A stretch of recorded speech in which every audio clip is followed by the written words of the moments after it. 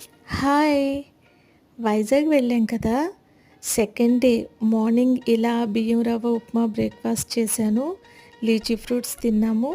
And కోడిగుడ్డుకి prepare చేస్తున్నాను. ఈ లోపల మా హస్బెండ్ బయటకి వెళ్ళి వంకాయలు, పచ్చి జీడి పిక్కలు పట్టుకొనొచ్చారు. ఇక్కడేదో టేస్ట్ బావుంటాయట.